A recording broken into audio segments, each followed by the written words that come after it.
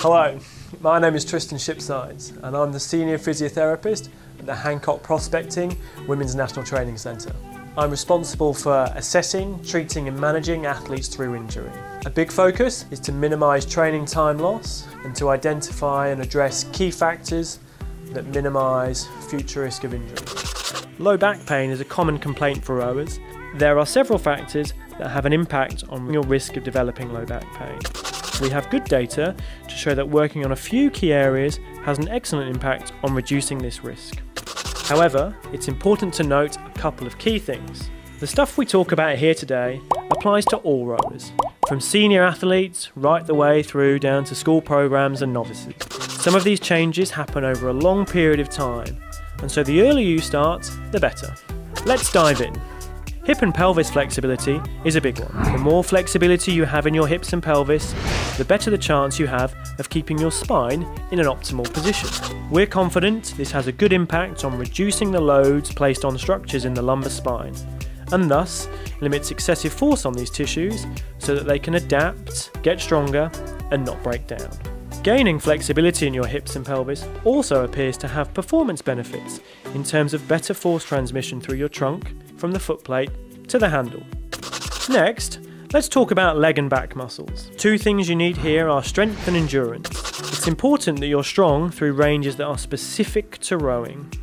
For example, if we were to look for an indication of how strong your legs are, a simple test would be to analyse how deep you can squat on one leg. This mimics the range required in a boat, and if you can get all the way down and back up again without support, this ticks off a good strength benchmark for an underage athlete. Your back muscle strength endurance is a key contributor to the very complex area of core stability.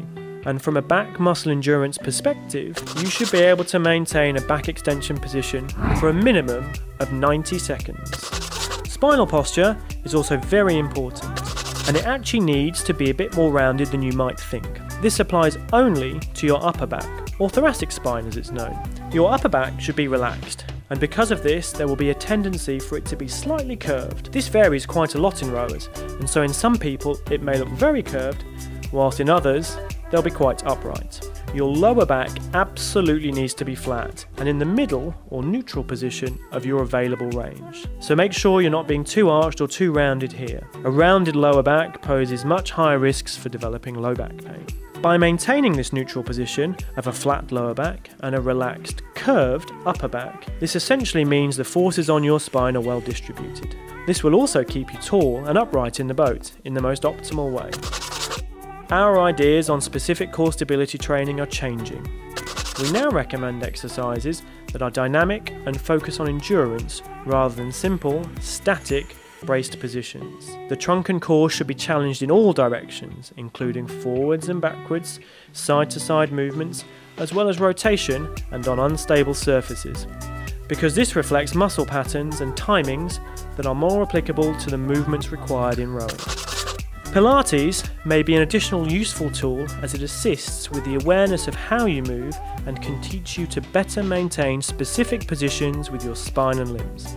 But there must be progression here in terms of resistance via land-based circuits. The addition of kettlebells, weights plates and wobble boards are a good way to do this. The best way to improve and maintain hip and pelvis flexibility is to perform a dynamic warm-up before every session. This involves a combination of cardio, mobility drills, activation exercises and motor patterning work. It usually takes between 15 and 20 minutes, and all of our senior athletes undertake this before every session. We have recently updated our dynamic warm-up poster, which you can now download from the Rowing Australia website. It gives you lots of ideas of rowing specific exercises in each of the areas I've just mentioned. Strength and endurance can be improved with supervised resistance training in circuits. This can be led by your coach or ideally by a specialist with a background in strength and conditioning. You need to ensure full range and excellent technique first, then you can look at adding resistance, but not enough that you lose form or range. Trunk or core strengthening should involve multi-directional work, with a focus on back strength endurance and abdominal work where the abdominals are contracting but lengthening. We also advocate the use of unstable surfaces such as a Bosu and gym ball to attempt to challenge your trunk muscles' fine motor control, as this replicates balance challenges within the boat. As a bad example, a common thing I see rowers struggle with is the disconnection between what you think your posture looks like and what it actually looks like, especially if the words or cues your coaches are using aren't making the changes that you are looking for.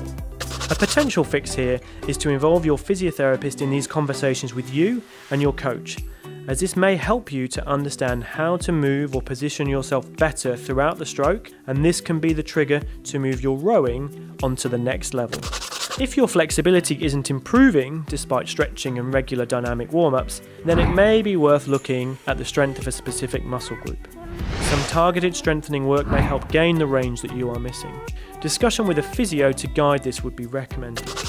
Over time, working on your flexibility in your hips and pelvis, strengthening your back, trunk and legs, whilst maintaining good posture in both long and short rows will have massive advantages in optimising boat speed, as well as reducing your risk of developing low back pain. It's important for rowers to be able to identify the areas that they need work on. Chatting to a physiotherapist and getting a rowing specific screening is a really useful way, as an underage athlete, to help identify your key areas for improvement.